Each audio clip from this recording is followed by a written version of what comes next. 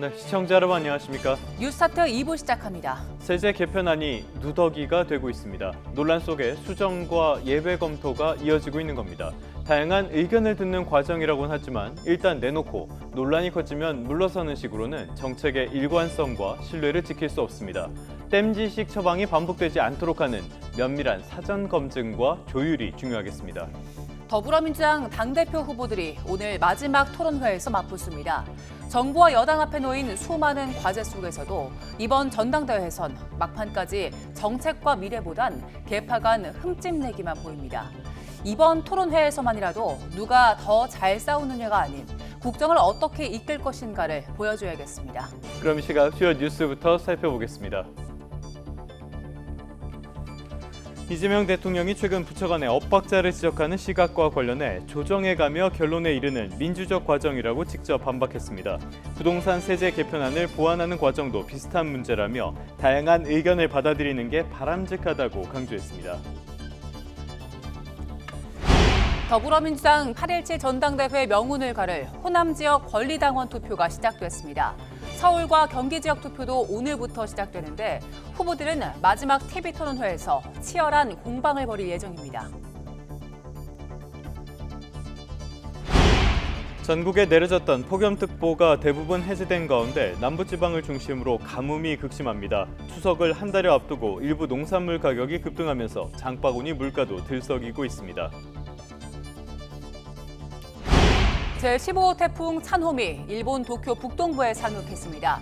이전과 달리 일본 열도를 동쪽에서 서쪽으로 역방향 관통하고 있는데 강풍의 영향으로 항공기가 결항되는 등 피해가 잇따르고 있습니다. 이란이 미국의 동결자금 해제 등을 호르무즈 해협 개방의 조건으로 제시하며 압박의 수위를 높이고 있습니다. 호르무즈의 우회로인 홍레 항우에서 친이란 후티 반군의 공격으로 사망자까지 나오면서 중동의 주요 에너지 수송로를 둘러싼 긴장이 다시 높아지고 있습니다. 네, 첫 소식입니다. 청와대부터 가보겠습니다. 이재명 대통령이 부처 간에 엇박자가 잇따르고 조율이 잘 되지 않는다는 비판에 대해 민주적인 과정이라며 직접 반박했습니다. 정부가 발표한 부동산 세제 개편안을 두고도 다양한 의견을 받아들이는 건 옳은 거라며 애초에 누더기로 만든 게 아니냐는 주장도 일축했습니다. 정인용 기자입니다. 이재명 대통령이 국무회의에서 부처 보고가 끝난 이후 발언을 자청하며 정부 부처 간 엇박자를 지적하는 시각이 있다고 언급했습니다. 제가 코멘트 하나 할게요. 최근에 우리 국정 운영 관련해서 이런 지적들이 꽤 나옵니다. 그러면서 메가특구내 연구개발 인력의 주 52시간제 예외 적용 도입을 두고 산업통상부와 고용노동부 간 이견을 우선 예시로 들었습니다. 하지만 이는 국정이 투명하고 민주적으로 운영되고 있다는 의미라며 과거에 확정된 결론만 발표했던 건 밀실행정이라고 지적했습니다. 조정해 가면서 결국은 일정한 결론에 이르는 이 과정이 원래는 가장 민주적이죠. 강요들이 논쟁을 해야 아주 나쁘게 심하게 얘기하면 다퉈야 국민들이 다투지 않습니다. 검경 합동수사본부 운영을 둘러싼 법무부와 행정안전부 이견부터 외교부와 통일부의 대북정책 시각차까지 정책 혼선을 우려하는 목소리를 직접 반박한 걸로 풀이됩니다. 이 대통령은 지난 3일 발표한 부동산 세제 개편안을 보완하는 과정을 두고 일관성이 없다고 비판하는 것도 비슷한 문제라고 거론했습니다. 반론이 있으면 받아들이는 게 바람직하다며 정책과 진리는 다르다고 강조했습니다. 한보를 결정했으니까 그냥 그대로 고다. 이게 일관성이 있는 건가요? 다른 의견이 있기 때문에 정책인 거예요. 이견이 없는 명백한 그런 건 진리라고 하죠. 이런 가운데 취임 이후 네 번째로 정부 세종청사에서 열린 이번 국무회의에서 이 대통령은 임기 내 세종집무실 시대를 열겠다고 재차 밝혔습니다. 부동산과 교육 등 모든 문제의 원인이 되는 수도권 1극 체제를 고쳐야 한다며 마지막 국무회의를 세종집무실에서 연단 자세로 총력을 다해야 한다고 당부했습니다. YTN 정인용입니다. 국회 국토교통위에서는 정부의 부동산 세제 개편안과 공급 대책을 두고 여야의 대치가 이어졌습니다. 세제 개편은 졸속 추진이라는 야당 비판에 여당은 서울 지역 공급이 부족한 건 오세훈 시장 탓이라고 반격했습니다. 권준수 기자의 보도입니다. 정부의 세제 개편안 공개 뒤 처음 열린 국회 국토교통위에선 부동산 세제 변화에 대한 우려가 여야 공통으로 나왔습니다. 국민의힘은 부부 공동명의도 다주택 종부세를 부과한다며 이혼 동료 세제냐고 꼬집었고, 부부가 멀쩡하게 1주택을 살다가 이제 다주택자로 세금 때려맞게 생겼는데, 민주당에서도 전월세 가격 상승이 폭등이 될 수 있다는 지적이 나왔습니다. 좀 극단적인 얘기로 폭등에 대한 우려, 이런 것들에 대한 좀 디테일한 대응도. 그래서 여러 가지 그 세제 문제를 집행하는 데 있어서 모두 다 단계적인 그 시행을 통해서 야당은 한 발 더 나아가 세금으로 집값을 잡지 않겠다던 약속을 깨고 각종 규제를 내놓는다며 이재명 대통령을 정면으로 겨냥했습니다.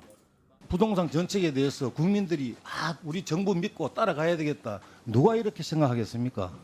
정부 여당의 세제 개편안 재검토 기류는 결국 졸속 추진 인정이 아니냐는 비판도 이어졌는데, 민주당은 공급 대책이 늦어진 건 오세훈 서울시장 탓이라고 반격에 나섰습니다. 수도권 아파트 착공 물량이 과거 평균에 크게 못 미친다는 겁니다. 서울시가 안 하잖아요. 또 새로운 대책 마련해서 뭐 합니까? 서울시가 안 할 건데. 김윤덕 국토교통부 장관은 다만 서울 주택 공급과 관련해 서울시와 협의가 잘 되고 있다며 조만간 오 시장을 다시 만나겠다고 밝혔습니다. 또 서울 지역 공급 확대를 위해 그린벨트 해제부터 각종 규제 완화까지 정책 수단을 최대한 동원하겠다고 약속했습니다.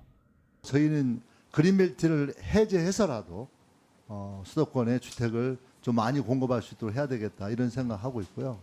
이번 회의에선 부동산 공급 관련 법안 처리 지연을 두고 민생 발목 잡기란 여당과 핑계대지 말란 야당의 충돌도 이어졌습니다. 다만 여야가 정부 세제 개편안과 공급 확대엔 일부 공감하는 만큼 관련 논의가 속도를 낼 수 있다는 전망도 나옵니다. YTN 권준수입니다. 오세훈 서울시장이 정비사업 효과를 부정적으로 언급한 이재명 대통령에 대해 잘못 알고 있는 것이라며 정면 반박에 나섰습니다. 용산만 놓고 봐도 1000세대 넘게 순증 효과가 있다며 정비사업을 적대시해선 안 된다고 일침을 가했습니다. 이하원 기자입니다. 오세훈 서울시장이 용산 정비사업 일대를 찾아 공급 효과를 거듭 강조했습니다. 재개발, 재건축으로 사라지는 멸실 가구를 빼도 1695세대가 늘어난다는 겁니다. 특히 최근 3년 서울에서 준공된 정비사업 59곳도 주택 수가 2만 호나 늘었다며 목소리를 높였습니다.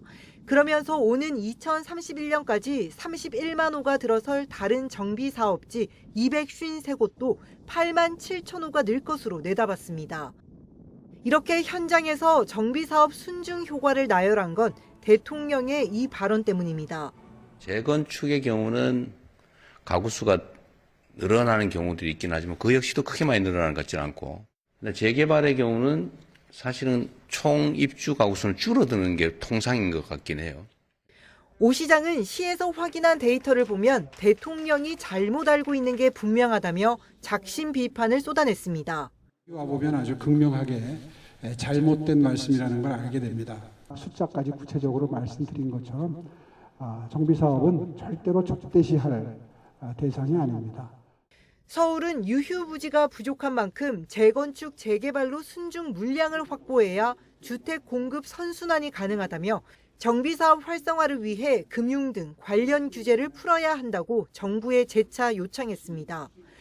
앞서 오 시장은 대통령실에 이런 내용이 담긴 백서를 전달한 바 있습니다. 그런데도 같은 메시지를 언급할 현장을 굳이 찾은 건 정부의 공급 대책 발표를 앞두고 서울시 요구를 최대한 반영하기 위한 행보로 풀이됩니다. YTN 이영훈입니다.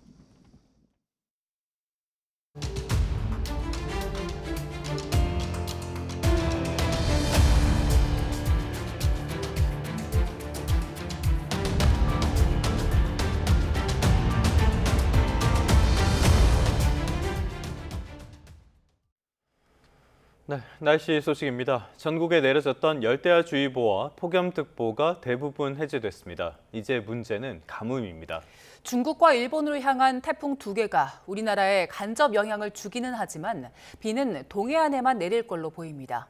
고한석 기자의 보도입니다. 한반도를 뒤덮었던 이중 고기압은 물러갔습니다. 북동쪽에서 차고 건조한 공기가 밀려오면서 극한 더위는 꺾였습니다. 문제는 폭염이 남긴 가뭄입니다. 지난달 부산과 울산, 경남 지역 강수량은 68mm, 평년의 5분의 1 수준, 역대 최저입니다. 이번 달에도 비는 오지 않고 있습니다. 현재 기상 가뭄 지수를 보면 남부지방을 중심으로 가뭄이 이어지고 있고 특히 경남은 심한 가뭄 수준을 보이는 곳이 있습니다. 지난달 부울경 지역의 기상 가뭄 발생 일수는 20일을 넘었고 대구 경북도 13.4일, 전북은 7.7일을 기록했습니다. 태풍도 영남권 가뭄을 해소하지 못합니다. 15호 태풍 차놈은 일본을 지나면서 점차 약해집니다. 동해안으로 빠져나오지만 우리나라에는 북동풍이 불고 있어서 비구름이 내륙 깊숙이 들어오지 못하고 동해안을 따라 남하할 것으로 보입니다. 15호 태풍은 일본을 지나면서는 피해가 좀 있을 것으로 보여요. 그렇지만 동해로 빠져나온 뒤 우리나라에 영향을 줄 때는 비구름의 형태로 영향을 주는데 그 비구름이 현재로서는 그렇게 강하지 않을 것으로 보입니다. 중국 상하이 부근에 상륙해 큰 피해를 준 13호 태풍 돌핀도 마찬가지입니다. 세력이 약해진 뒤 남긴 비구름은 우리나라보다는 중국 내륙 쪽으로 퍼질 가능성에 무게가 실리고 있습니다. 기상청은 동해안을 제외하고는 앞으로 열흘 정도 대기 불안정으로 내리는 소나기 이외에 비 소식은 없다고 전망했습니다. YTN 고한석입니다. 가뭄 피해가 심각한 경남 일대에 소방청이 국가 소방동원령을 발령해 생활 농업용수 공급을 총력 지원하기로 했습니다. 소방청은 어제 저녁 8시 국가 소방동원령을 내려서 전국 16개 시도소방본부에서 물탱크차 200대와 인력 400명을 동원해 경남 지역에 투입한다고 밝혔습니다. 물탱크 차량 등은 오늘 오전 9시부터 지정된 집결지에 모여 이틀 동안 지원 활동에 나설 예정으로 경상남도와 각 시군구가 급수가 시급한 지역을 선정하면 현장에 동원됩니다. 자, 이렇게 폭염에 그 남부지방 가뭄까지 겹치면서 일부 농산물 가격이 대폭 뛰어올랐습니다. 시장 상인들은 추석까지 영향을 미치는 건 아닌지 걱정입니다. 김대근 기자의 보도입니다. 여전히 무더운 날씨에 농산물 시장에는 이색 풍경이 등장했습니다. 매대의 농산물을 진열하는 대신 사진으로 대체한 겁니다. 높은 온도에 자칫 시들 수도 있기 때문입니다. 빈 상자에 농산물 이름만 적어두고 손님이 찾으면 냉장고에서 꺼내 보여주기도 합니다. 시들기도 하지만 날씨가 온체 덥다 보면 밖에다가 내놓으면 녹기도 하거든요, 물건 자체가. 그래서 저희들이 신선도를 유지하기 위해서 냉장고에서 꺼내서 저희들이 손님한테 판매를 하고 있어요. 폭염에 남부지방 가뭄까지 겹치면서 일부 농산물 가격이 오른 것도 문제입니다. 저도 시장에서 어렵게 시금치를 구했습니다. 비싼 가격 때문에 상인들도 잘 들어놓지 않기 때문인데요. 지난달과 비교해서 가격이 큰 폭으로 올랐습니다. 11일 기준 시금치는 100g에 2,016원으로 지난달 1,088원보다 85% 올랐습니다. 적상추는 31%, 애호박은 45%, 열무는 80% 상승했습니다. 주산지가 남부지방이다 보니까 폭염도 있지만 또 가뭄까지 겹쳐서 앞으로가 더 문제일 것 같습니다. 손님들은 멈칫할 수밖에 없는데 상인들은 추석까지 오름세가 이어질까 봐 걱정입니다. 당해 와가지고 이렇게 비싸다는 건 좀 오래간만에 느끼는 감정이에요. 이렇게 잡았다가도 그냥 놓고 가요. 추석 때 되면 아무래도 그때 가서 가뭄도 있고 더웠던 게 안 좋은 영향이 있기 때문에. 더위는 한풀 꺾였지만 시장 상인들의 근심은 늘었습니다. YTN 김대근입니다. 제15호 태풍 차놈이 일본 도쿄 북동부에 상륙했습니다. 평소와 달리 반대 방향으로 일본 열도를 동쪽에서 서쪽으로 관통하고 있는데요. 우리나라에도 영향을 줄 걸로 보입니다. 도쿄에서 이승배 특파원입니다. 일본 도치기현에 있는 배농가입니다. 태풍 차놈이 일본 혼슈를 관통한다는 소식에 서둘러 방풍구물을 쳤습니다. こういうのが緩んでるとめくれ上がっちゃうんで。強風吹いた時に網が切られるのがちょっと心配ですね。 50주년을 맞은 치바현 축제도 취소됐습니다. 동쪽에서 서쪽으로 열도를 반대로 관통하는 역방향 태풍은 지금껏 겪어보지 않았기 때문입니다. 도쿄 북동부에 태풍이 상륙한 것은 일본에서 기상 통계 작성이 시작된 1951년 이후 처음입니다. あまりこの震雨というのが私たちの知識といいますか経験がないので、やはり何かあってはいけないという思いの中で早めの決断をした。 이바라키현 기타 이바라키시에서는 최대 순간 풍속 29.3m의 강풍이 관측됐습니다. 태풍 차놈 영향에 하네다 나리타 공항을 이용하는 항공기는 60편 넘게 결항됐습니다. 沖縄に帰る予定だったけど台風で欠航になって鹿児島経由で帰ることに。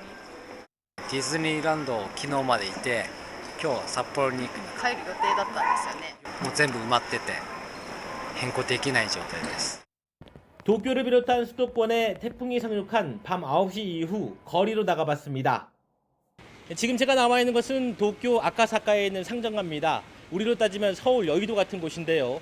평소 같으면 사람들로 굉장히 북적이는 곳인데 보시는 것처럼 오가는 사람들을 거의 찾아볼 수가 없습니다. 怖いです。早く電車とかも止まってしまいそうで怖いので早く帰ろうかなって思います。 중국을 강타한 태풍 돌핀처럼 강하진 않지만 과거 사례를 보면 역방향 태풍은 바람보다는 비 피해가 컸습니다.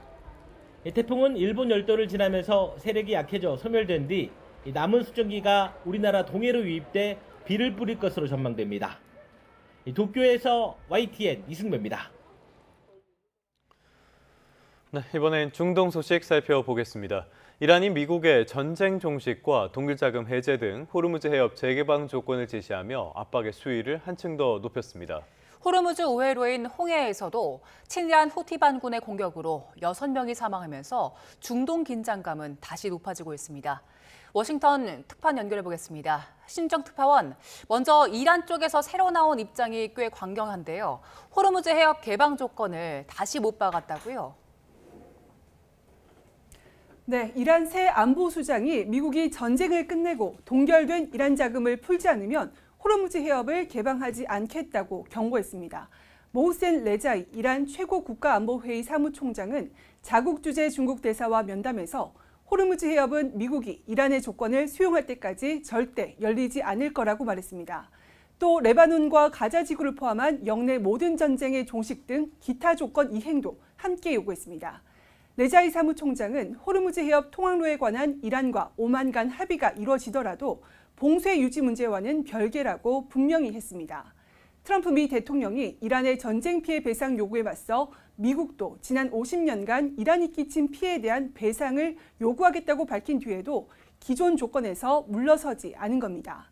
이란 외무장관은 무조건 항복을 외치던 미국이 결국 협상을 요청하게 됐다며 이란이 전쟁과 외교에서 모두 승리했다고 주장했습니다. 발언 직접 들어보시죠. تسلیم بدون قید و شرط و همون دشمن بعد از تقریبا 20 روز التماس میکرد برای مذاکره. 네, 홍해 쪽에서는 후티 반군의 공격도 훨씬 더 거칠어지고 있습니다. 이란 전쟁 이후 처음으로 상선 공격에 따른 사망자까지 나왔다고요. 그렇습니다. 예멘의 친이란 반군 후티가 홍해 입구 바브엘 만데브 해협에서 화물선을 공격해서 선원 4명과 정부군 2명이 사망했다고 예멘 정부가 밝혔습니다. 예멘 교통부는 후티 반군이 이집트 회사 소유의 소형 화물선을 향해 탄도미사일 3발을 발사했다고 밝혔는데요. 미사일 발사 뒤 화재 선박에 구조대원들이 접근한 상황에서 2차 공격이 가해졌고 이 과정에서 10명이 다친 것으로 전해졌습니다. 후티 측은 그러나 자신들의 소행인지 확인하지 않고 있습니다. 후티 소행으로 공식 확인된다면 지난 2월 28일 이란 전쟁 발발 뒤 후티의 상선 공격으로 인한 첫 인명 피해가 됩니다. 후티가 운영하는 매체인 사바통신은 군수물자를 수송 중이던 사우디 선박을 공격했다고 보도했는데 예멘 정부가 밝힌 선박과 같은 벤지는 확인되지 않고 있습니다.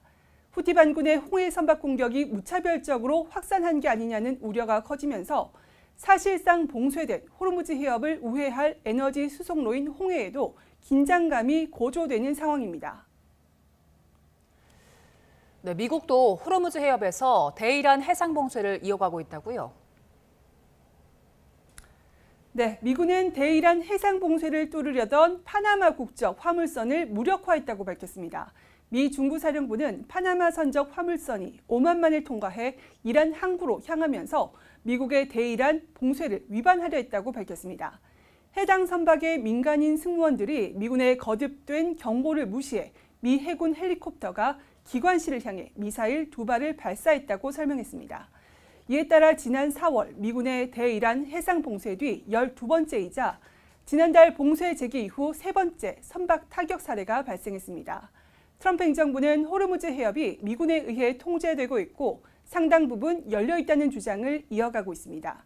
크리스 라이트 미 에너지부 장관은 소셜미디어를 통해 하루 평균 약 900만 배럴의 원유가 호르무즈를 통과하고 있다고 주장했습니다. 이런 주장에도 호르무즈 해협은 물론 홍해 긴장까지 더해지면서 국제 유가는 전장보다 1.4% 올랐습니다. 파키스탄과 카타르 등 중재국들은 최근 며칠간의 신호를 보면 어떤 형태로든 합의에 가까워지고 있다고 밝히면서 외교적 해결 노력을 이어가는 모습도 보였습니다. 지금까지 워싱턴에서 YTN 신윤정입니다. 네, 이거는 의혹이 컸던 사안이죠. 트럼프 대통령이 지난달 귀국길에 전용기를 탄 것처럼 속이고 군용기로 갈아타는 위장 비행을 한 것으로 결국 드러났습니다. 최근에는 골프 치는 트럼프 대통령 주변에 방공미사일 차량과 F-16 전투기를 배치하는 등 암살 위협에 예민하게 대응하고 있습니다. 신호 기자의 보도입니다. 지난달 8일 튀르키예 나토 정상회담을 마친 트럼프 대통령이 귀국길에 오릅니다.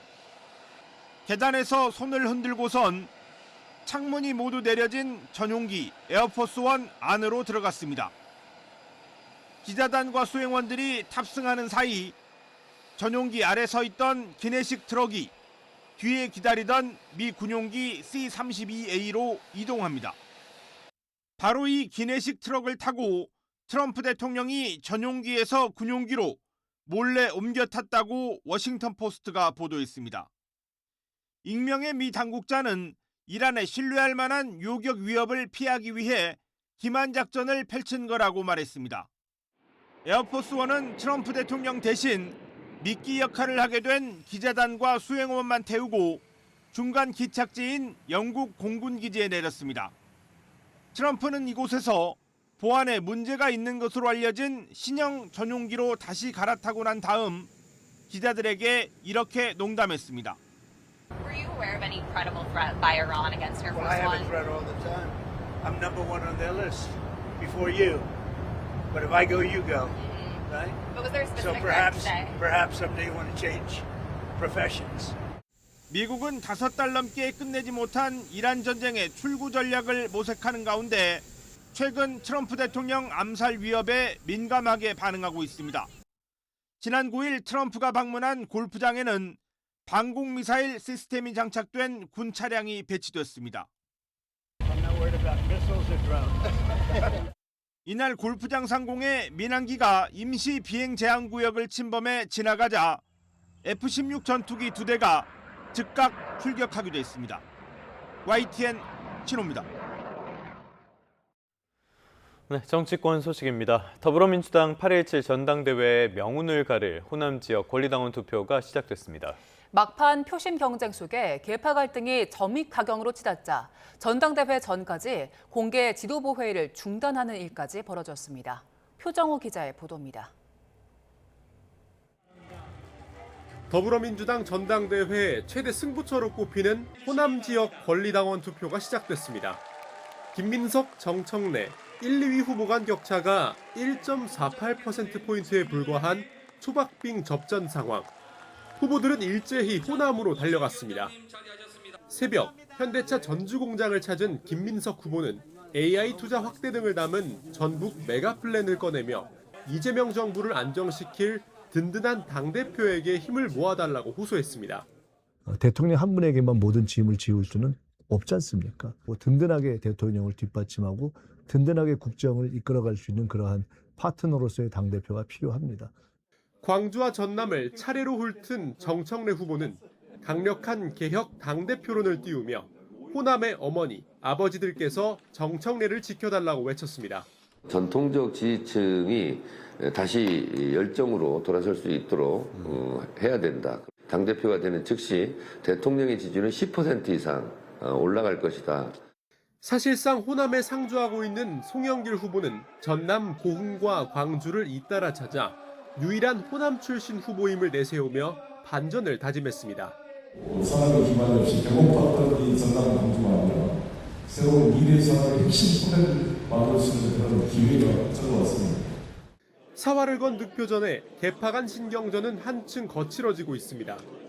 김관영 전 전북지사의 제명 문제를 두고 친명 친청 간 진실 공방이 벌어졌고 개혁 일꾼을 뽑자는 추미애 경기지사의 글을 놓고도 당내 갑론을박이 이어졌습니다. 급기야 당 지도부는 전당대회가 끝날 때까지 공개 회의를 열지 않기로 했습니다. 공개석상에서 서로를 물고 뜯는 개파 대리전을 막겠다는 취지로 풀이되는데 친 정청래계는 사실상 입틀막 당했다며 최고위원직 사퇴까지 불사할 태세입니다. 호남의 선택은 오는 15일, 서울 경기의 선택은 그 다음 날 공개됩니다. 전체 권리당원의 70%가 몰린 두 지역의 결과에 따라 사실상 당권의 향방도 결정될 전망입니다. YTN 표정우입니다.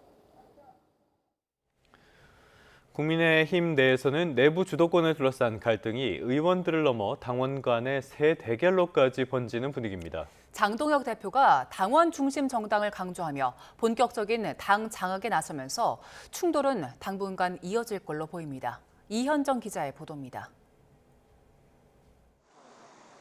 장동혁 대표 퇴진을 촉구하는 국민의힘 당원들이 국회 정문에서 기자회견을 열었습니다. 2만 7천여 명의 퇴진 서명을 받았다며 윤어게인과 극우 세력에 기대어 국민의힘을 흔드는 장 대표 거취를 전당원 투표로 결정해야 한다고 주장했습니다. 극우 윤어게인 정당으로 남을 것인가? 윤석열의 유산을 청산하고 전진할 것인가? 국민의힘이 황교안 시즌2로 자멸할 것인가? 이에 맞서 장 대표를 지지하는 당원들은 앞서 2만 3천여 명의 지지 서명을 받아 중앙당에 제출했습니다. 당 주도권을 둘러싼 내부 갈등이 당원들 간의 세대결로 확전하는 모양새인데 곧 취임 1년을 맞는 장 대표는 아랑곳 없이 자신의 지지 기반 강성 당원을 중심으로 당 쇄신안을 차곡차곡 준비 중입니다. 현직 국회의원을 포함한 선출직 공직자를 평가하겠다는 TF를 출범시켰고 오는 26일 발표 예정인 당 혁신안에도 당 운영의 당원 의사 비중을 높이는 방안이 포함될 예정입니다. 선당 후사 정신을 맹심해야 합니다. 당원의 말과 생각이 당의 핵심이 되고 여기에 현역 의원 징계 절차에 착수한 윤리위원회에 이어 당협위원장 교체가 가능한 조강특위도 가동했습니다. 전국 시도당 위원장 대다수가 비당권파인 점 등을 의식해 당 장악을 위한 본격적인 수싸움을 시작했다는 분석도 나옵니다. 당장 장 대표의 오는 15일 올림픽 공원행을 두고 왜 광복절 경축식을 안 가냐, 갈 거다, 야당 의원 맞느냐는 의원들 간 원색적인 비난전도 벌어졌습니다. 여야 대치가 본격화할 9월 정기국회 전까지 장 대표 거취 논란이 이어질 것으로 보이는 가운데 돌려차기 실언과 멱살 파문으로 비당권파 운신의 폭이 위축된 상황이라 큰 충돌은 없을 거란 전망도 나옵니다. YTN 이현정입니다. 사건 사고 소식입니다. 서울 가양동에 있는 15층짜리 아파트 맨 위층에서 불이 났습니다. 불난 집에는 뇌병변 장애를 앓는 60대 어머니와 30대 아들이 있었는데요. 화단에서 숨진 채 발견됐습니다. 정현우 기자의 보도입니다. 아파트 꼭대기층 세대를 시뻘건 불길이 집어삼켰습니다. 검은색 연기가 위로 솟구치는 가운데 소방차가 사다리를 끝까지 펴고 물을 분사합니다. 오후 5시쯤 서울 가양동 15층짜리 아파트 맨 위층에서 불이 났습니다. 순식간에 누가 불이야 그러는 거예요. 근데 조금 있으니까 불꽃이 이만했어요. 이만하더만 1초도 안 돼서 불이 막 막. 아파트 주민 40명이 급하게 대피했고 불은 집을 모두 태운 뒤 1시간 만에 꺼졌습니다. 이 집에 살던 일가족 3명 중 2명은 아파트 1층 화단에서 의식을 잃은 채 발견됐는데 추락해 숨진 것으로 추정됩니다.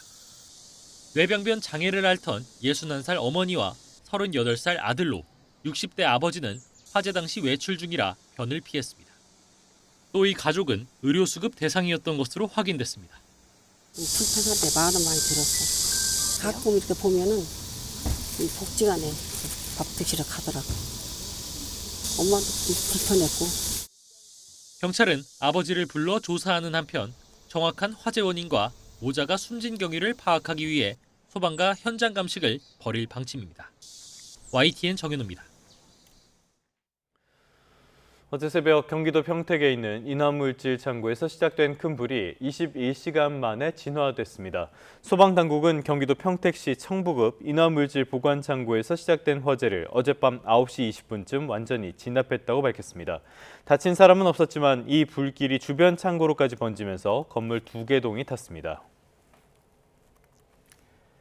지난달 발생한 경북 경산시 아파트 관리실 방화로 병원 치료를 받던 주민 한 명이 사건 발생 19일 만에 숨졌습니다.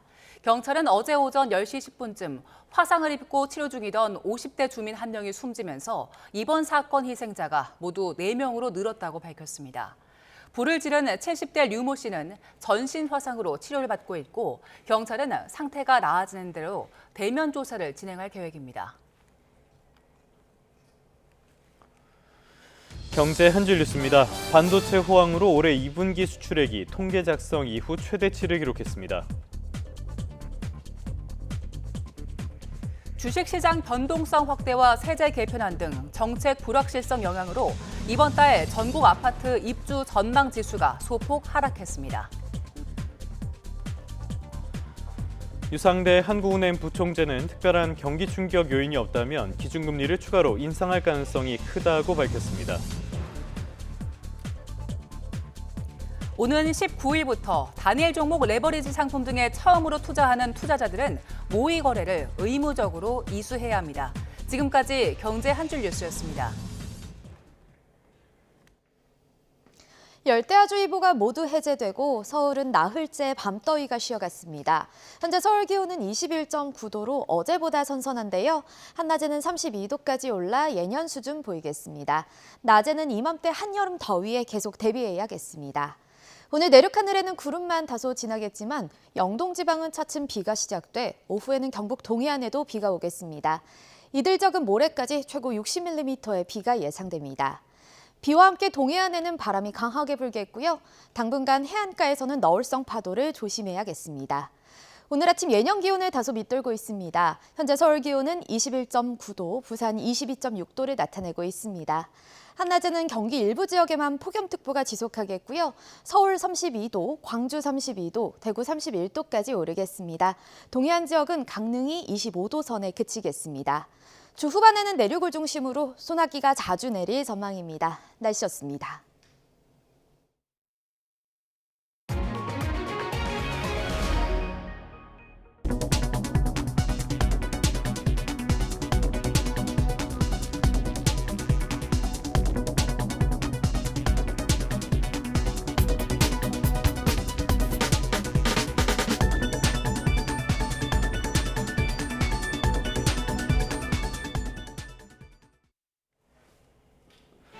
이 시각 주요 뉴스입니다. 대부분 지역에 폭염특보가 해제된 가운데 오늘은 서울 32도 등 어제보다 기온이 1, 2도가량 낮아집니다.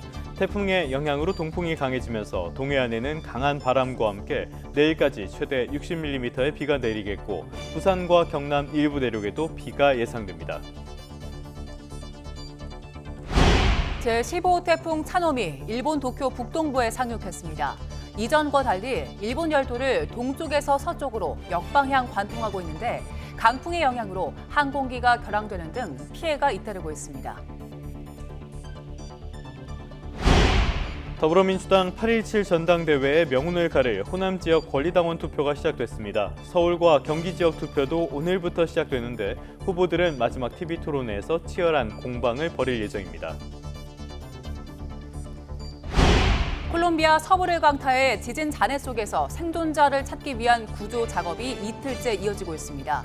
사망자가 최소 240명으로 늘면서 21세기 들어 콜롬비아에서 발생한 최악의 지진으로 기록될 전망입니다.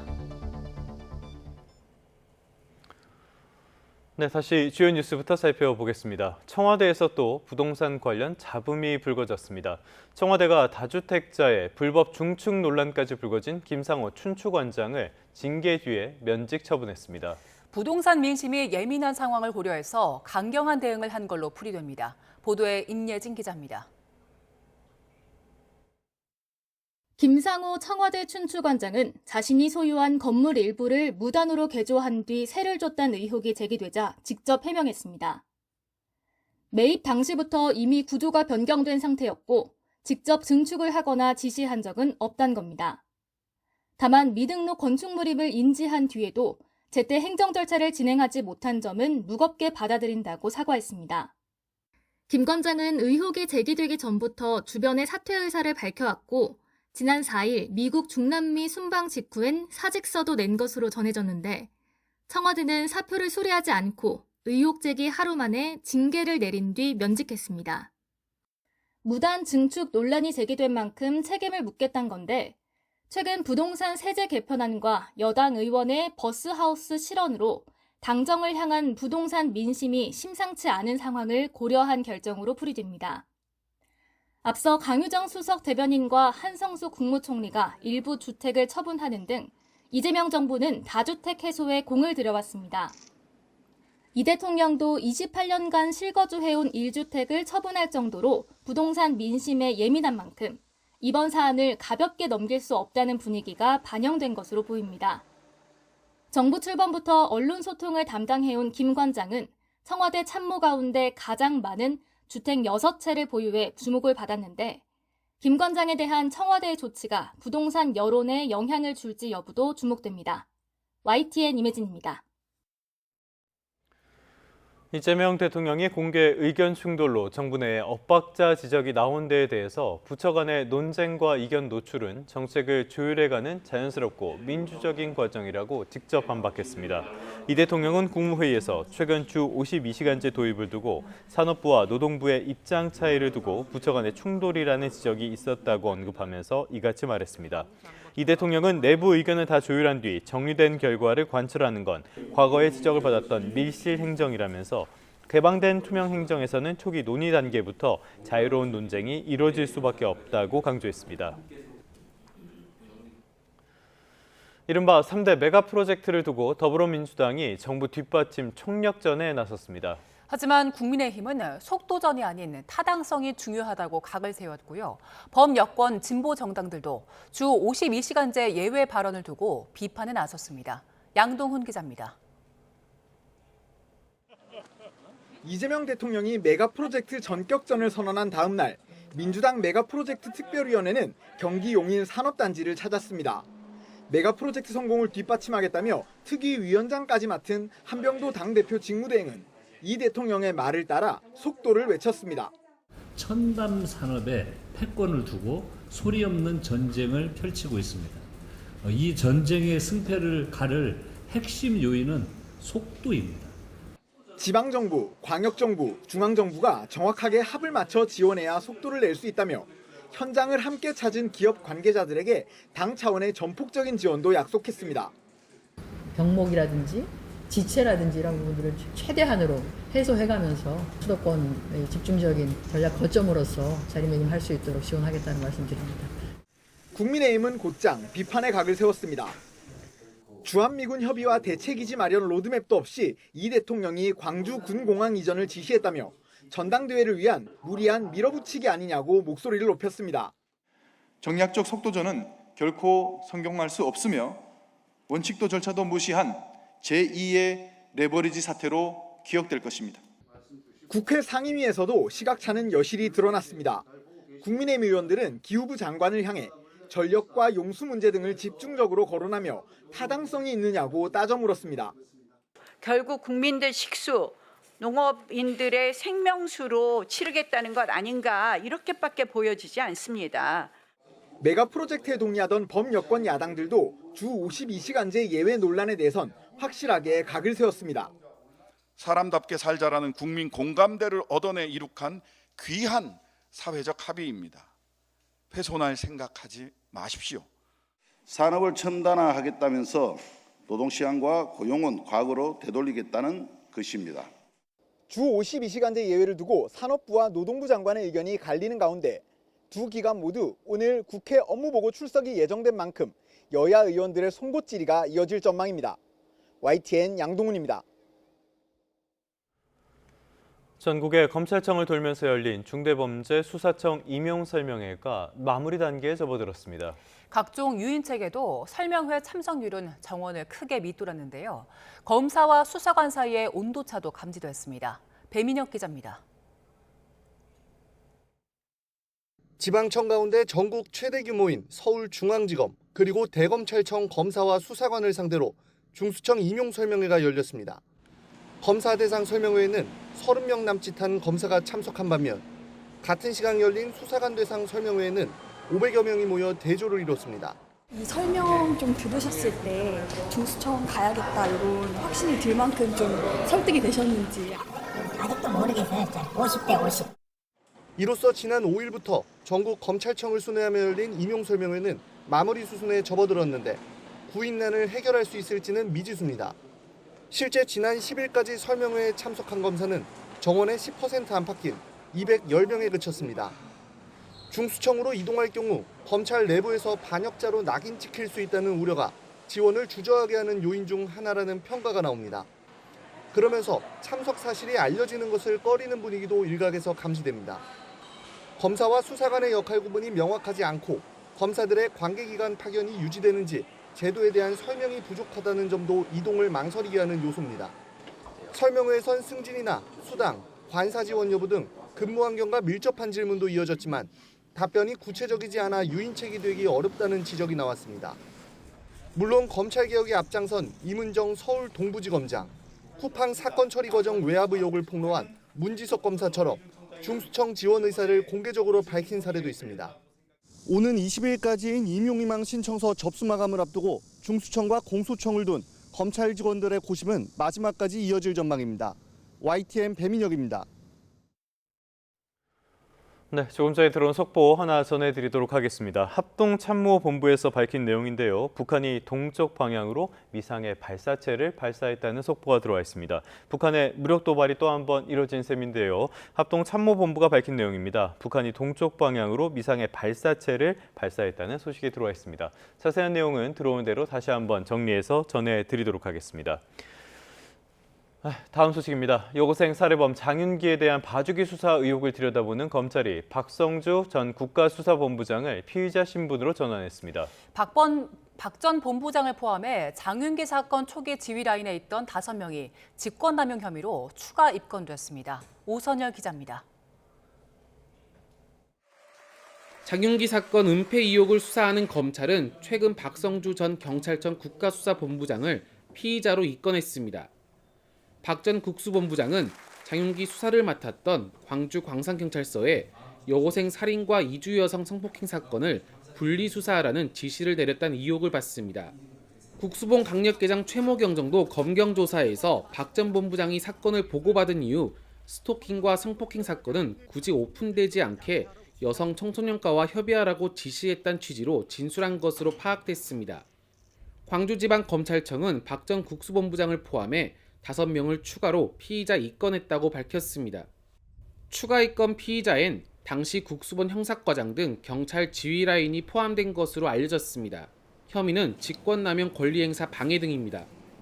장윤기 사건 초기 광산경찰서 수사팀은 강간살인 혐의를 입증하기 위해 상부의 병합 수사를 3차례 요청했지만 국수본이 받아들이지 않았다고 주장했습니다. 두 사건을 병합해서 형사팀이 함께 수사할 수 있게 해달라고 요청을 했는데 한 3차례 정도 했거든요. 근데 3차례 모두 병합하지 말라는 취지로 국가수사본부에 지침이 내려와서 국수본 지휘에 따라 장윤기에게 단순 살인 혐의만 적용됐다는 의혹이 불거지자 검찰과 경찰은 국수본을 동시에 압수수색하고 관계자들을 잇따라 조사했습니다.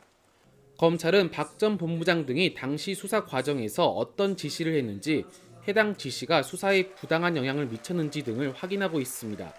이로써 검찰이 장윤기 사건과 관련해 입건한 전현직 경찰관은 전 광산경찰서장과 형사과장, 강력계장 등 4명을 포함해 총 9명으로 늘었습니다. YTN 오설입니다. 경찰청은 장윤기 사건을 계기로 추진하는 순환 인사제 확대안을 둘러싸고 내부 반발이 이어지자 전 직원을 대상으로 오는 21일까지 설문조사를 진행합니다. 설문은 순환 정보에 대한 의견과 업무 공정성 확보를 위한 다른 인사제도에 대한 의견을 자유롭게 서술하도록 했습니다. 지난달 16일 정부가 지역 연구에 따른 유착을 차단하겠다며 순환 인사제를 확대하겠다고 밝힌 뒤 일선을 중심으로 생활권 침해와 수사 연속성 저하, 또 지역 치안 공백 등에 대한 우려가 제기되어 왔습니다. 사건 사고 소식입니다. 경찰에 신고는 했지만 그 조치는 아주 미온적이었습니다. 충남 천안의 한 교회에서 생활하던 11살 남자아이가 숨진 사건과 관련해 목사에 이어서 외할머니도 구속됐습니다. 이번 달 들어 학대 의심 신고가 잇따랐지만 경찰은 첫 신고 당시 사건을 정식 접수하지 않았고 아이를 교회로 돌려보낸 걸로 확인됐습니다. 이상곤 기자입니다. 마스크로 얼굴을 가린 여성이 법정으로 향합니다. 충남 천안의 한 교회에서 생활하던 11살 손자를 학대하고 방임해 숨지게 한 혐의로 구속영장이 청구된 50대 외할머니 A씨입니다. 아동학대 혐의 인정하세요? 학교에는 왜 안 보내셨어요? 혼자 왜 교회에 맡기셨어요? 침대에 묶은 거죠. 대전지방법원 천안지원은 A씨에 대해 도주 우려 등이 있다며 구속영장을 발부했습니다. 숨진 아이는 지난 5일 밤 고열과 의식저하 증세를 보여 병원으로 옮겨졌지만 숨졌습니다. 당시 아이의 몸에서는 결박 흔적이 발견된 것으로 전해졌습니다. 숨진 아이는 사건 발생 사흘 전인 지난 2일부터 이틀 연속으로 교회를 빠져나왔고 시민들의 도움으로 학대 의심 신고까지 이뤄졌습니다. 그런데 첫 신고는 경찰이 사건을 정식 접수하지 않았던 것으로 YTN 취재 결과 확인됐습니다. 경찰은 아이가 외할머니에게 손과 발만 회초리로 맞았다고 진술했고 베테랑 형사 5명이 아이의 상태를 확인했지만 뚜렷한 외상이 발견되지 않았다고 해명했습니다. 돈을 훔친 것에 대한 훈육 정도였다고 판단해 아이가 원하는 대로 교회에 돌려보냈다는 설명입니다. 경찰은 따로 살던 외할머니가 아이가 숨지기 직전에는 함께 교회에서 지낸 것으로 파악됐다고 밝혔습니다. 문제는 경찰이 첫 신고 당시 외할머니의 진술과 주민등록상 주소를 토대로 아이와 떨어져 생활하는 것으로 판단했다는 점입니다. 하지만 다음 날 또다시 신고가 접수됐고 이때 외할머니가 아이의 머리를 때렸다는 진술을 확보하고서야 사건을 접수한 것으로 확인됐습니다. 경찰은 이때 접근금지 임시조치를 신청했지만 법원이 기각하면서 아이와 잠시 떨어져 있던 외할머니는 사건 발생 당일 저녁쯤 교회에 돌아왔던 것으로 알려졌습니다. 경찰은 같은 혐의로 구속된 60대 여성 목사와 외할머니를 상대로 아이가 사망에 이르게 된 경위 등을 조사하고 있습니다. YTN 이상곤입니다. 인천지방법원 부천지원은 오늘 사실혼 관계인 여성을 분리조치 이틀 만에 살해한 혐의로 재판에 넘겨진 60대 남성 A씨에 대한 1심 판결을 선고합니다. 이 A씨는 지난 3월 20일 경기 부천시 고강동에 있는 다가구 주택에서 사실혼 관계의 50대 여성을 둔기로 살해한 혐의를 받고 있습니다. 경기 평택에서 30대 여성이 수면 내시경 검사를 받고 느닷없이 달아난 사건이 발생했습니다. YTN 취재 결과 이 여성은 수도권 병원 곳곳을 돌며 프로포폴 등 마약류를 140여 차례 상습 투약해온 걸로 확인됐습니다. 조경원 기자가 취재했습니다. 병원 회복실에서 나온 환자가 수납 창구로 향합니다. 망설이는 듯 머리를 감싸더니 병원 밖으로 유유히 사라집니다. 수면 진정제인 미다졸람을 투약받은 뒤 수면 내시경 검사를 받은 30대 여성 A씨가 진료비를 내지 않고 달아나 버린 겁니다. 다른 자국이 있더라고요. 여기 왜 멍들었어요? 그랬더니 이건 다른 병원에서 수행 맞은 거라고. YTN 취재 결과 A씨는 이 병원뿐 아니라 수도권 전역에서 수면 진정제를 상습 처방받은 것으로 드러났습니다. 최근 1년 사이 프로포폴은 52번, 미다졸람은 22번 투약한 것으로 파악됐습니다. 펜타닐, 케타민, 졸피뎀 등 향정신성 의약품도 역시 수십 차례 처방받은 것으로 나타났습니다. 서울과 수원, 평택 등 수도권 병원 67곳을 훑으며 사실상 의료 쇼핑을 한 겁니다. 1년 동안 확인된 마약류 투약 횟수만 140번이 넘는데 기간을 늘려잡으면 훨씬 더 많을 가능성이 높습니다. 실제 지역 의료계에서는 A씨로 추정되는 여성이 수면 진정제를 투약받고 도주했다는 경험담도 잇따르고 있습니다. 결국 여성의 행적을 수상히 여긴 피해 병원 의료진의 신고로 경찰도 수사에 착수했습니다. 포포를 계속 이렇게 많이 맞았다는 것은 이 범법 행위야. 경찰서에서 와서 자기네들도 보고 깜짝 놀라서 빨리 이관한다고 하면서 이렇게 조사해가지고 갔어요. 하지만 수사가 진행되는 사이에도 A씨의 프로포폴 쇼핑은 계속되고 있습니다. 경기 구리시에 있는 또 다른 병원에서도 프로포폴을 맞은 것으로 확인됐는데 의료급여를 담당하는 서울 중랑구청도 프로포폴 남용이 의심된다며 최근 A씨를 수사 의뢰했습니다. YTN 조경원입니다. 늦은 밤 전국 고속도로 곳곳에선 크고 작은 사고가 잇따랐습니다. 대형 화물차가 넘어지고 달리다 불까지 나면서 한때 극심한 정체가 빚어지기도 했습니다. 밤사이 사고 소식 김태민 기자가 전합니다. 차들이 쌩쌩 달리는 도로 가장자리에 승용차 한 대가 시뻘건 불길에 휩싸였습니다. 오늘 새벽 0시쯤 서울 강변북로 성수동 인근을 달리던 승용차에 불이 났습니다. 다행히 운전자는 곧장 대피해 아무도 다치지 않았지만 차량은 모두 탔습니다. 대형 화물 트럭이 고속도로 중앙분리대에 기대 쓰러져 있습니다. 심하게 찌그러진 차량 앞부분과 뒤틀린 차축이 사고 당시 큰 충격을 짐작하게 합니다. 어젯밤 9시 반쯤 제3경인고속도로를 달리던 화물차가 쓰러지면서 50대 운전자가 머리를 다쳤습니다. 경찰은 화물차가 차선을 바꾸려다 다른 승용차와 부딪힌 것으로 보고 사고 경위를 조사하고 있습니다. 비슷한 시간 중부 내륙 고속도로에서는 12.5톤짜리 화물차에 불이 났습니다. 다친 사람은 없었지만 소방 진화와 사고 수습을 위해 모든 차로가 통제되면서 한때 5km가량 긴 정체가 빚어졌습니다. 소방은 타이어가 터지며 불이 났다는 운전자 진술을 토대로 화재 원인을 파악 중입니다. YTN 김태민입니다. 8월 10일 수요일, 오늘의 주요 일정 살펴보겠습니다. 더불어민주당 8.17 전당대회 당권 주자들이 오늘 마지막 TV 토론에서 맞붙습니다. 이번 토론회는 핵심 승부처로 꼽히는 호남과 서울, 경기 순회 경선 투표가 진행 중인 상황에서 열리는 만큼 후보들 간 공방도 한층 치열해질 전망입니다. 국민의힘은 오늘 보안수사권 폐지를 포함한 형사소송법 개정이 여성과 국민 안전에 미치는 영향을 진단하는 토론회를 엽니다. 국민의힘 중앙여성위원회 주최로 국회에서 열리는 오늘 토론회에선 장동혁 대표와 정점식 원내대표 등 당 지도부가 참석해 범죄 피해자 보호 공백에 대한 우려를 표할 예정입니다. 추경호 전 국민의힘 원내대표의 계엄 해제 표결 방해 혐의 재판에 국민의힘 박수민, 주진우 의원이 증인으로 출석합니다.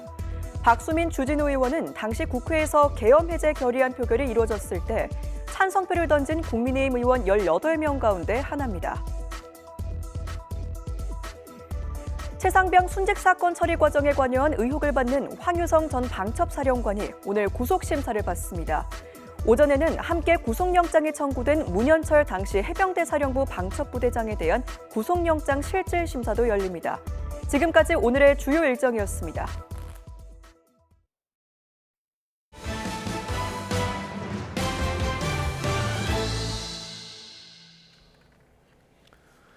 제15호 태풍 차노미 어제 저녁 8시쯤 일본 이바라키현 남부에 상륙했다고 일본 기상청이 발표했습니다.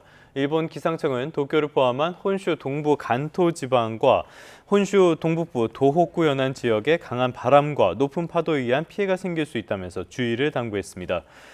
태풍 차노미의 영향으로 이날 하네다 나리타 공항을 이용하는 항공편 67편이 결항됐습니다.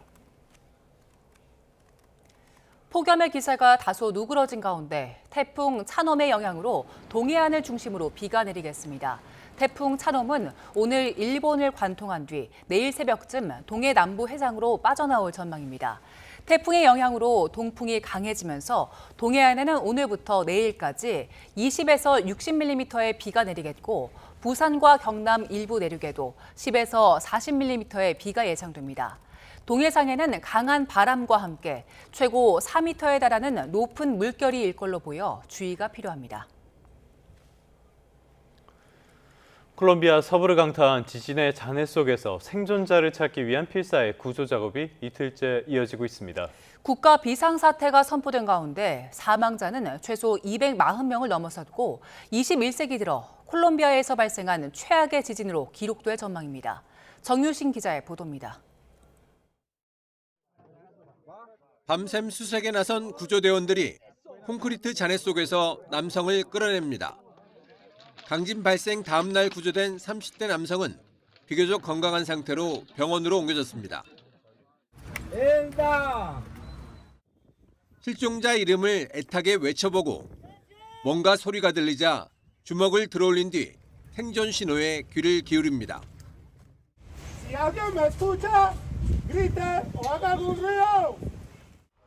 72시간 골든타임 안에 생존자를 구하기 위해 양동이와 맨손으로 수색을 이어가고 있습니다. Todavía tenemos una ventana grande, tenemos aproximadamente 24 horas más para poder encontrar esperanza o tener esperanza de vida. Nosotros, o nuestra gran ventaja es que pueden haber espacios vitales aislados. 구조 작업이 본격화된 가운데 이미 확인된 사망자만 200명을 넘어섰습니다. 실종 신고가 2,000건에 달하고 상당수가 건물 잔해에 매몰돼 사망자는 더욱 늘어날 전망입니다. Nos encontramos con esto. No hemos podido rescatar a la señora. No sabemos si está viva o muerta. 칼리 병원에선 여러 층이 한꺼번에 무너져 내려 거리에서 임시 진료를 받고 있습니다. 유엔은 가옥 5,000채와 24개 의료시설이 피해를 입었다며 긴급 지원을 호소했습니다. 취임 사흘 만에 발생한 규모 7.4의 강진 참사에 에스프리에야 대통령은 국가 비상사태를 선언하고 군 병력을 동원했습니다. 콜롬비아 지질청은 이번 강진을 21세기 콜롬비아에서 발생한 최대 규모라고 밝혔습니다. 특히 세계 수출 3위로 콜롬비아 주요 수출품인 커피 주요 산지가 큰 타격을 입을 것으로 우려됩니다. YTN 정신입니다. 최근 불의 고리로 불리는 환태평양 조산대를 중심으로 강력한 지진이 잇따르면서 이 우려가 커지고 있습니다. 특히 미국 캘리포니아 남부에선 단층 때 축적된 응력이 1000년 만에 최고 수준이라는 연구 결과가 나왔습니다. 보도에 유투건 기자입니다. 캘리포니아 해안을 따라 뻗은 1300km 길이의 샌안드레아스 단층. 남쪽 구간에서 규모 7.8의 강진, 이른바 빅원이 일어나는 최악의 상황을 가정했습니다. LA를 포함한 주요 대도시까지 거의 2분간 강력한 진동에 휩싸이게 됩니다. 그 결과 수백 명의 사망자가 나오고 최대 1조 달러에 이르는 피해가 발생할 것으로 추산됐습니다. 샌안드레아스 단층에선 평균 150년을 주기로 강력한 지진이 발생했는데 마지막으로 일어난 건 1857년이었습니다. 지질학자들은 특히 LA 북동쪽 2개의 단층이 만나는 지점을 주목하고 있습니다. 최근 이 지점에 축적된 응력이 1000년 만에 최고 수준이라는 분석이 나왔습니다. We haven't had an earthquake in Southern California since 1857, so stresses are naturally high, and they're actually, in some places, the highest that we've seen in all of these 1,000 years. 전문가들은 꾸준히 진행된 내진 보강에도 여전히 많은 주택이 취약한 상태라고 지적했습니다. 또 수도와 통신이 장기간 마비되는 상황에 대비한 치밀한 대책이 필요하다고 강조했습니다. Another 100 years? It could be tomorrow. It could be, next minute. YTN 유튜관입니다. 네, 다음 소식입니다. 우크라이나가 국경에서 2,000km 떨어진 곳까지 공격 범위를 확대하면서 러시아의 에너지 시설들을 집중 타격하고 있습니다. 러시아도 반격에 나섰는데요. 젤렌스키 우크라이나 대통령은 러시아가 북한산 탄도미사일을 동원했다고 주장했습니다. 런던에서 조수연 특파원입니다. 우크라이나군이 러시아 후방 에너지 시설을 또 타격했습니다. 우크라이나군 총참모부는 튜멘주 토볼스크의 석유 화학 공장을 공격했다고 밝혔습니다. 이 지역은 우크라이나 국경에서 2,200km 떨어진 곳으로 러시아 에너지 공급망을 겨냥한 공세 수위를 높이고 있습니다. 같은 날 우크라이나의 드론 공격으로 대규모 사상자가 발생한 니즈네캄스크도 국경에서 1,200km 떨어진 에너지 거점입니다.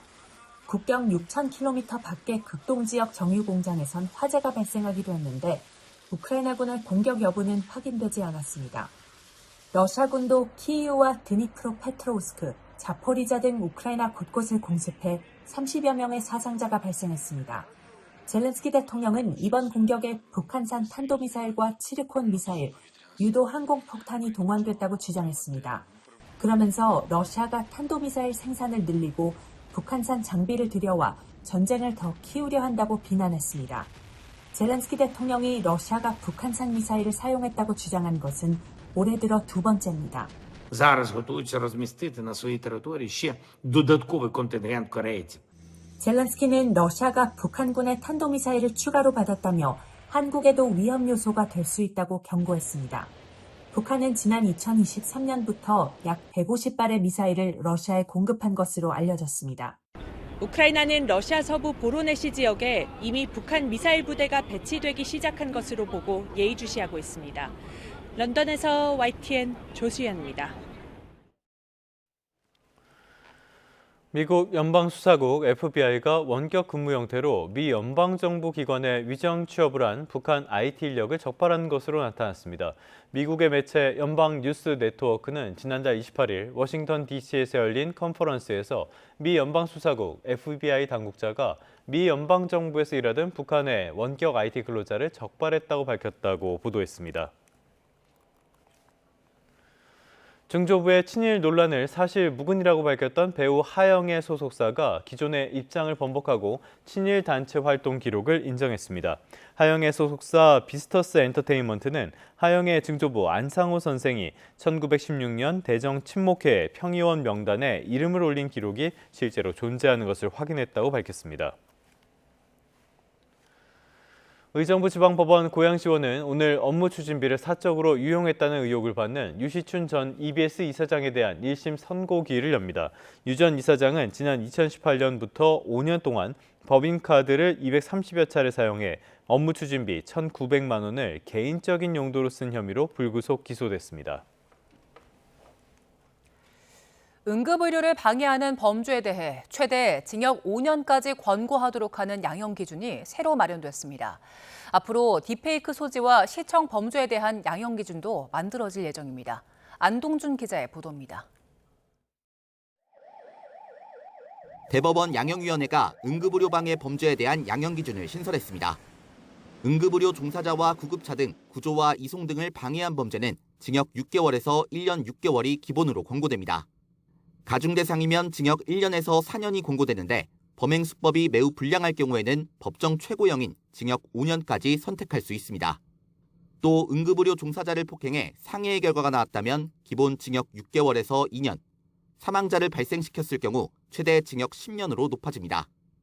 양형위는 응급의료 방해가 긴급성이나 위급성의 측면이 있고 보호 가치가 높은 업무인 점을 고려해 범죄 유형이 유사한 공용물 무효 등 범죄의 양형 기준을 참조했다고 설명했습니다.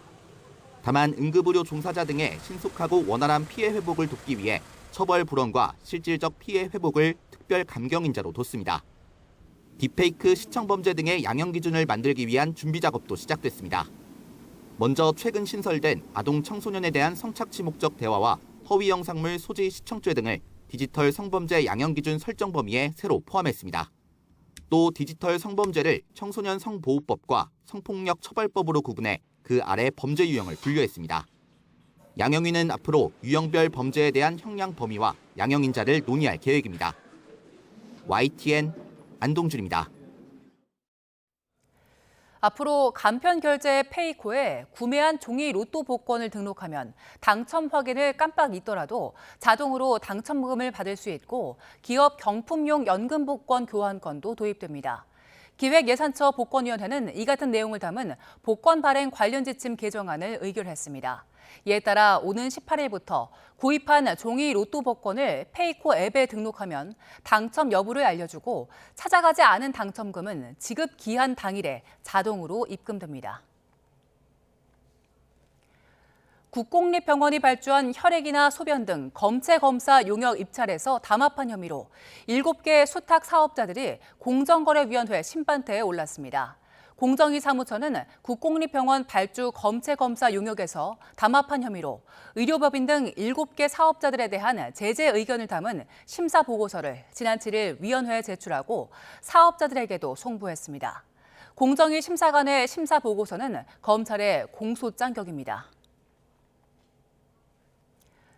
납품업자들에게 제대로 된 서면 약정 없이 판매 촉진 행사 비용을 떠넘기고 경영 정보를 요구한 LF 네트워크스에 대해 공정거래위원회가 시정명령과 함께 과징금 4억 1,800만 원을 부과했습니다. 공정위는 LF 네트워크스가 지난 2022년 12월부터 2년간 납품업자들과 함께 판촉 행사를 열면서 대상 상품이나 기간, 납품업자들의 서명이 빠진 약정서를 나눠준 채 174개 납품업체들에게 비용 5,800여만 원을 부담하게 했다고 밝혔습니다.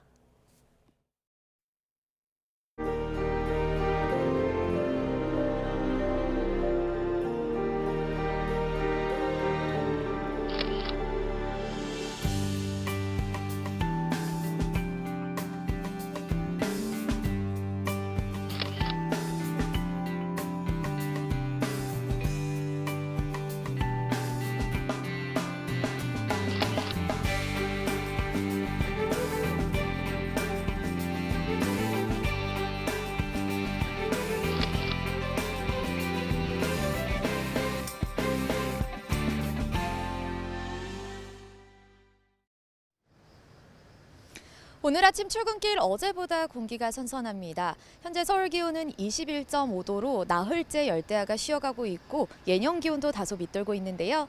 한낮에는 32도까지 올라 예년 수준 보이겠습니다. 이맘때 수준 자체가 한여름이기 때문에 낮더위는 계속된다고 보시면 되겠습니다.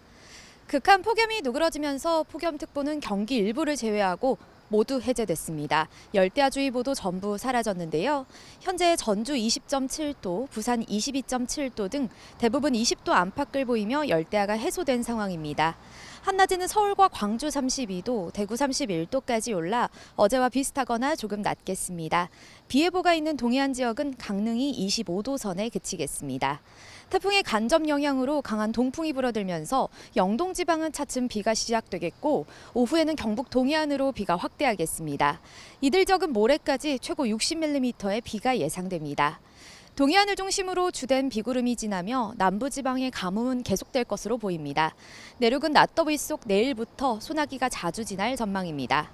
당분간 해안가를 중심으로는 너울성 파도가 높게 일겠고 대조기까지 겹쳐 만조시에는 저지대 침수가 우려됩니다. 해안가 안전사고에 각별히 주의해야겠습니다.